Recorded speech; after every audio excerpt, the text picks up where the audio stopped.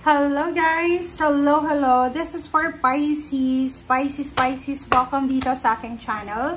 Kapalaran 888. So, titingnan natin Pisces ang luck and fortune na posibleng dumating sa'yo. So, this is starting now. Okay? Simula ngayon.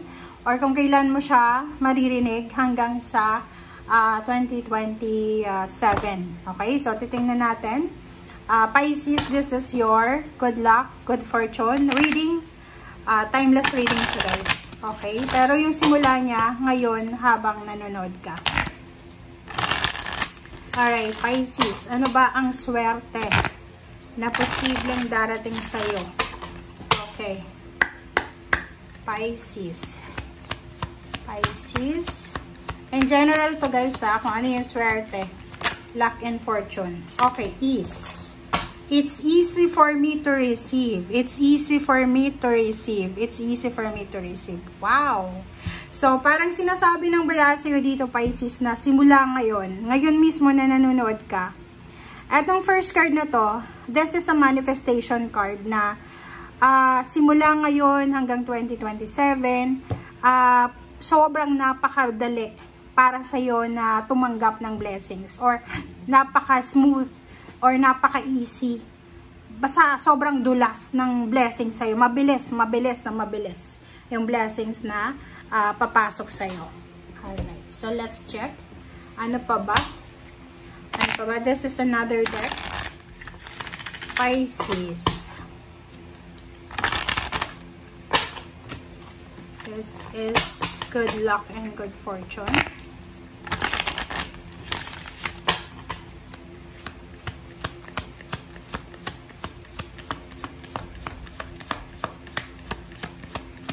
This is for Pisces. Okay. Helpful person. Wow. Okay. Pisces. You will be super lucky simula ngayon. Kasi, if ever lang na may mga kailangan kayo ng tulong, if ever lang na may mga tao dyan na, or ikaw Pisces, bilang isang Pisces na kailangan mo ng tulong, sinasabi ng baraha na may mga tao na helpful or generous na tao na posibleng tutulong sa'yo. So, simula ngayon, if you need some help or if you need help, sinasabi ng baraha sa'yo na kailangan mo daw na isipin, okay? Isipin mo kung sino ba yung taong ito na pwedeng makatulong sa'yo. So, initiate contact. Pwede kang mag-send ng message, ng chat, ng PM, ng email, or pwedeng tawagan mo siya. Okay. Okay, so, Pisces.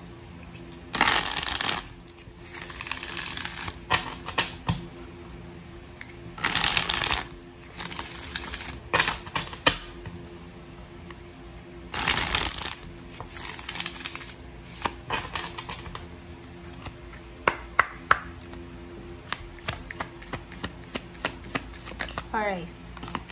First card natin is Ten of Pentacles. Wow! Congratulations, Pisces.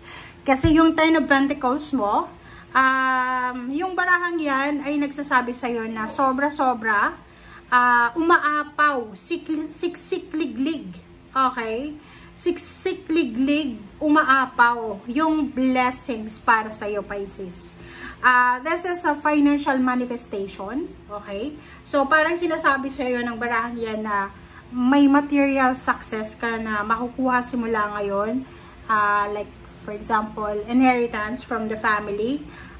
Simula ngayon, may long-term financial stability ka na posibleng makuha. And at the same time, may mga sisimulan ka this December. Simula ngayong December. May sisimulan ka na, like for example, magsisimula ka ng business or magsisimula ka ng trabaho or negosyo na magdadala to sa'yo ng abundance. Okay? Abundance, security, and sense of completion. So, parang sinasabi ng baraha sa'yo dito na, especially kung may asawa ka na fire sign na Leo, or parents na fire sign, sinasabi ng baraha sa'yo dito, napaka-strong ng build up ng finances and wealth ngayong 2026 onwards. And this one is a manifestation of wealth, success, abundance, may ma-achieve ka na long-term goal mo, may mga wishes ka na posibleng matutupad simula ngayon. Financial security, yun yung sabi ko, financial security, and then prosperity. And yung parang kung ikaw ay like for example, wala ka naman na inaantay na inheritance from your ancestor, possible na may tao na talagang nakikita niya, Pisces, na deserving ka na maging tagapagmana niya. So this is parang unexpected siya. Okay, so sobrang strong yung foundation na sisimulan mo ngayon. Kung ano man ang binibuild up mo sa ngayon, ito ay magdadala ng strong foundation sa'yo sa trabaho, sa love life, sa health, and yun. Nakikita natin yung relocation, completion ng bahay kung nagpapatayo ka, negosyo, higher salary, promotion, parang ano lang, yung material wealth mo, including yung home life or mga long-term na partnership and collaboration. Parang ganon. Naka-focus din dito sa Ten of Pentacles ngayon, yun nga, generational wealth. So, pwedeng yun. Pwedeng may mga Pisces dito na makakatanggap ng unexpected, expected inheritance. Okay? So, kung may mga utang kayo, pwedeng mabayaran nyo na yung mga utang nyo. Kung may mga family conflict, disputes, argumento, or breakdown ng relationship, pwedeng maayos na. So, kung ano yung mga hindi stable na sitwasyon sa buhay mo, ay posibleng magiging stable na. Okay? So, this is the sign. Simula pa lang, first card pa lang, this is the sign na kailangan nating mag-focus sa sarili natin na journey. Kasi marami kang blessings sa matatanggap. And if ever lang na dumating na siya, ngayon mismo na December or a few months from now, enjoy mo na lang yung abundance na yan. Kasi deserve mo yan eh. Okay? So, parang sinasabi ng bara sa'yo dito na deserve mo yan. So, bakit ka magi-guilty? Okay? So, lump sum of money, puro pera to. Okay? Kaperahan. So, you're lucky in terms of finances.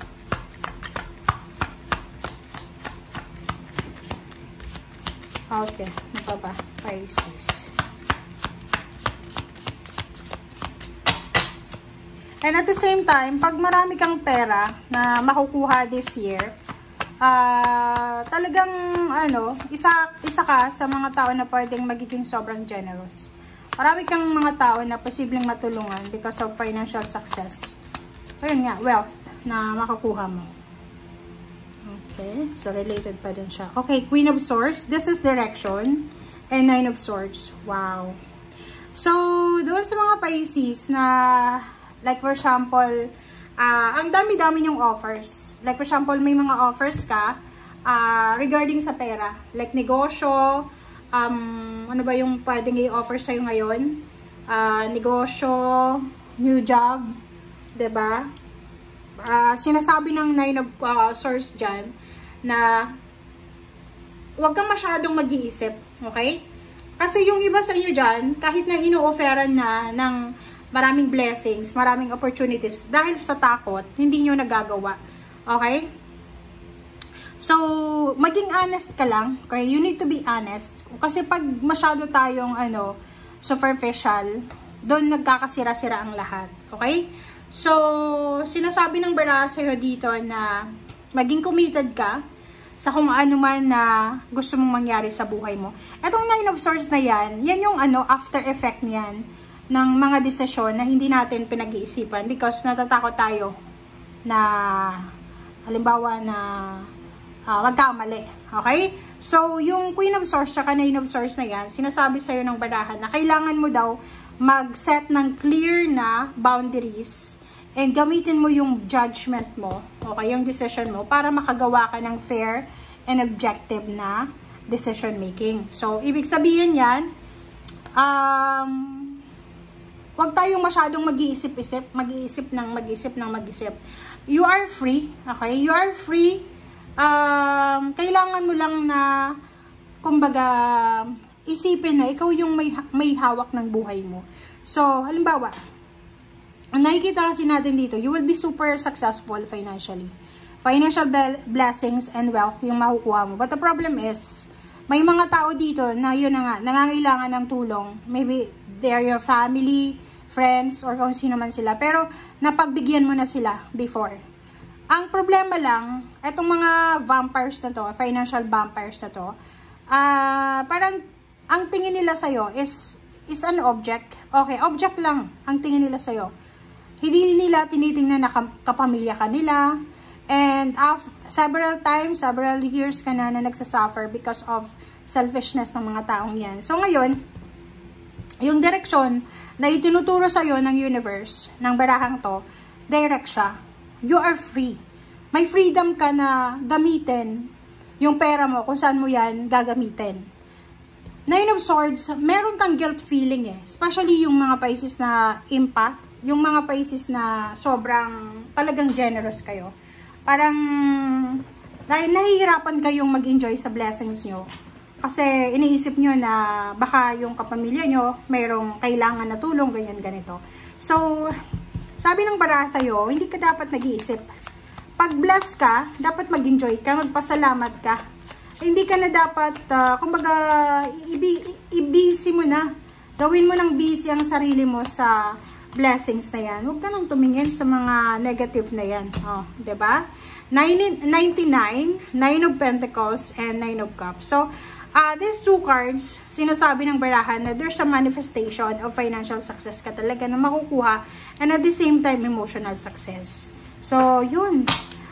Yung mga taong gumawa sa'yo ng masama sa 2025, 24, 23, they will regret. Okay?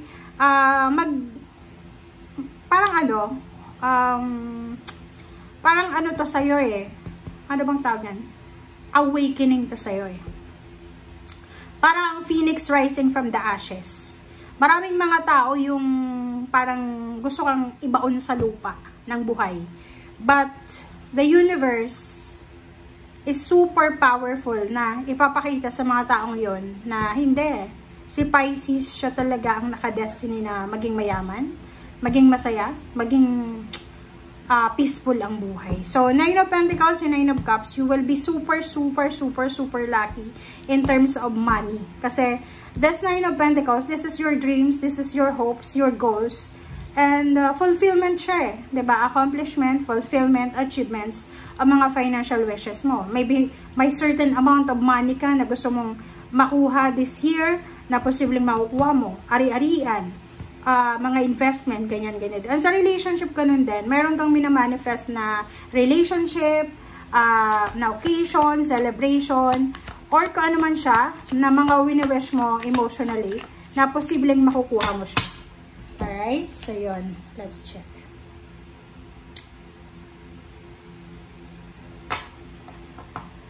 Alright. So, King of Swords. This is direction talaga, guys. King of Swords and the Emperor. So, eto yung mga direction na pupuntahan mo. Kung makikita mo dito, Pisces, sinasabi ng bira sa'yo, this is you're the Fool, and King of Swords, Emperor, 8 of Cups. Ngayong 2026, simula ngayong December 1, sinasabi ng bira sa'yo dito na mayroong sisimulan ka. So, maybe you're opening a business, launching a business, new job, new house, new apartment, new place of work, new residence, new country, or kano pa man siya. Yung direction na to na pupuntahan mo, okay? Kailangan mo daw na, kumbaga, straightforward ka na. Yung past, leave it behind, okay? Iwanan mo na yan sa past mo. May mga contract signing, pwedeng, yun nga, may mga renewal of contract, pwedeng may mapopromote, may magiging CEO, may makakakuha ng citizenship, may makakakuha ng financial success ngayon, emotional success, may bahay, lupa, sasakyan, or any financial and emotional success na makukuha ka. And 8 of Cups, yun na nga, sobrang magiging punong-puno yung kamay mo. Okay? So, this is parang idiomatic expression siya. Sa sobrang blessings na matatanggap mo simula ngayon, wala ka ng oras para sa mga negativity na yan. So, just, pag may mga triggers, kasi minsan, di ba, pag nagpapahinga tayo, pa-browse tayo ng internet, ganyan, may mga negativity and toxicity dyan.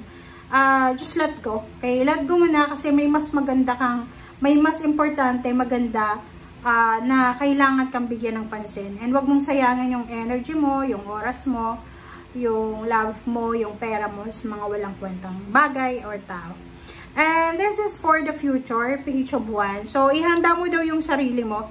Okay? Kasi maraming accomplishment ka. There's so much accomplishment. Travel. Kung gusto mo mag-travel around the world, several countries, several continents. Gusto mo magtrabaho sa ibang bansa, manirahan doon. Sinasabi ng baraha sa'yo na prepare yourself kasi there's a possibility na simula ngayong December 1 ay biglang parang magbabago. Iikot yung Wheel of Fortune na parang 360 degrees na pagbabago sa buhay, emotional and financial. Okay? Thank you guys. Bye!